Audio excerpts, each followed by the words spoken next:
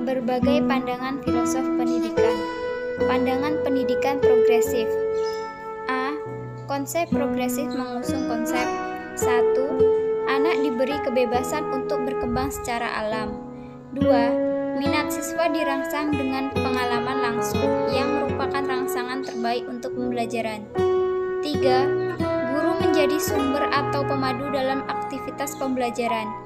4. Ada kerjasama antara sekolah dengan keluarga. 5. Sekolah menjadi sebuah laboratorium untuk bereksperimen dan sarana dalam memperbaiki sistem pendidikan. 6. Tidak menekankan pada subjek atau mata pelajaran, tetapi menekankan anak sebagai pembelajar. 7. Menekankan pada aktivitas pengalaman daripada keterampilan verbal dan literasi. 8. Mendorong pembelajaran kelompok daripada kompetensi, belajar secara individual serta kemajuan. B. Tujuan. Progresif bertujuan mendidik individu sesuai minat dan kebutuhan.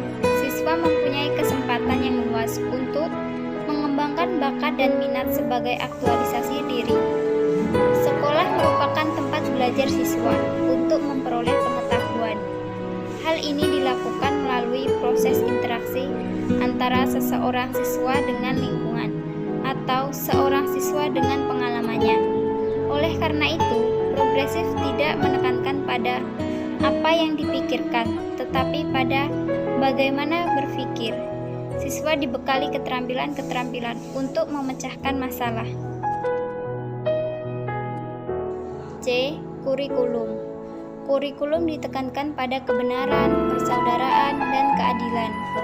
Kurikulum harus diorientasikan pada tindakan oleh keterlibatan siswa dalam proyek-proyek.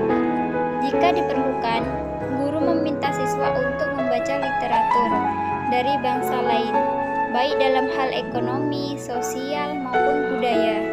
Hal ini sebagai salah satu upaya untuk mengetahui dan membentuk perubahan sosial. Oleh karena itu, kurikulum akan terus berubah dan diselaraskan antara tujuan-tujuan nasional dengan tujuan siswa. D. Peran guru. Para pendidik sebagai reformer, pendidik yang radikal, guru sebagai perubah yang nyata dalam masyarakat. Oleh karena itu, guru terlibat secara efektif, baik sebagai pendidik maupun aktivis sosial. Guru harus membuat para peserta didik menyadari masalah-masalah yang dihadapi umat manusia. Guru harus terampil dalam membantu peserta didik menghadapi berbagai kontroversi dan perubahan. Pendidikan tinggi. Pendidikan tinggi merupakan pendidikan formal yang menyelenggarakan program pendidikan diploma, sarjana, magister, spesialis, dan doktor.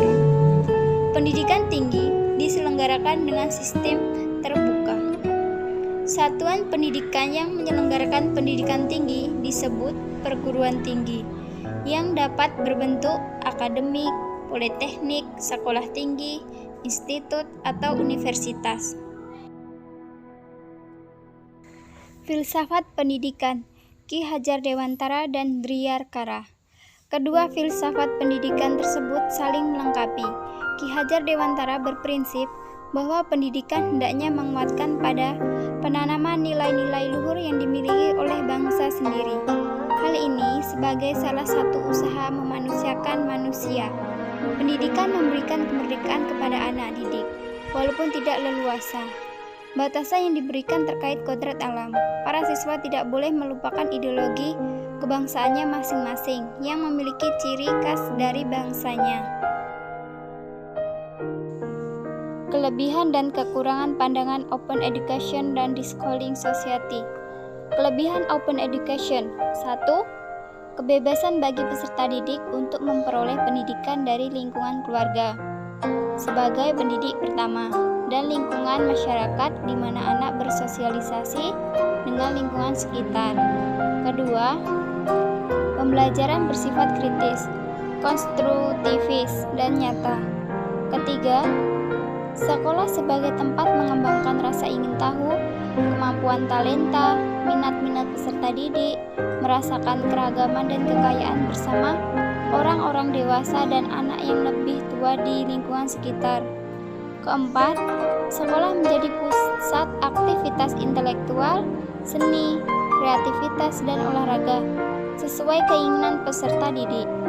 Sekolah menjadi tempat yang nyaman dan aman bagi pengembangan bakat dan semangat belajar anak untuk terus belajar. Kelebihan di schooling society. 1. Memudahkan orang tua dalam menyesuaikan dengan kebutuhan masing-masing anak. Kedua, orang tua dapat mengatur jadwal pelajaran sesuai kebiasaan anak. Ketiga, orang tua dapat menyesuaikan metode pembelajaran dengan karakter anak. Keempat, orang tua dapat memberikan materi sesuai dengan tingkatan akademik anak. Kelima, memperkecil kemungkinan hal yang dapat membuat konsentrasi anak terpecah. Kekurangan open education.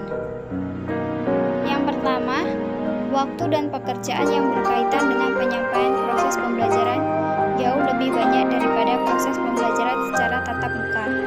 Yang kedua, dukungan administratif untuk proses pembelajaran dibutuhkan untuk melayani jumlah peserta didik yang mungkin sangat banyak. Yang ketiga, beberapa peserta merasa tersaingi karena kurangnya interaksi sosial antar sivitas akademika. Yang keempat, kurangnya struktur dan kebutuhan akan motivasi atau inisiatif yang tinggi dapat merupakan tantangan atau masalah bagi peserta. Yang kelima, aktivitas manajemen sekolah umumnya bermutu rendah, sehingga sering mengabaikan masalah akademik, akibatnya kurang peminat. Yang keenam, perlu dukungan media teknologi yang maksimal untuk akses pembelajaran sehingga mampu memotivasi peserta didik untuk lulus pada waktunya. Yang ketujuh, berubahnya peran pendidik yang tadinya proses pembelajaran secara konvensional sekarang dituntut terampil menggunakan media teknologi pembelajaran. Kekurangan di schooling society. Yang pertama, tingkatan sekolahnya masih terbatas. Yang kedua, masih menjadi barang mahal. Yang ketiga, perlu tempat yang luas, tempat untuk praktik seperti farming dan outbound. Yang keempat, masih bercorak agamis karena menggunakan kurikulum berbasis Islam. Dipastikan orang-orang non-muslim akan enggan untuk menyekolahkan anaknya di sekolah tersebut. Yang kelima, belum adanya standarisasi dari pemerintah untuk melanjutkan ke jenjang yang lebih tinggi. Yang keenam, memerlukan waktu dan sumber dana alternatif. Yang ketujuh, anak kehilangan kesempatan untuk bersosialisasi dan kurangnya kemampuan kerjasama, organisasi, dan kepemimpinan. 8. Membuat orang tua dapat kehilangan waktu untuk diri sendiri. 9. Diperlukan kesiapan dan pengetahuan ekstra orang tua. Semua orang tua tidak sepenuhnya kompeten di bidang pendidikan. 10. Kurangnya interaksi antara pendidik dan peserta didik, bahkan antar sesama peserta didik itu sendiri. 11. Kurangnya interaksi ini bisa memperlambat terbentuknya value dalam proses pembelajaran. 12. Kecenderungan mengabaikan aspek akademik atau aspek sosial dan sebaliknya mendorong tumbuhnya aspek bisnis atau komersial. 13.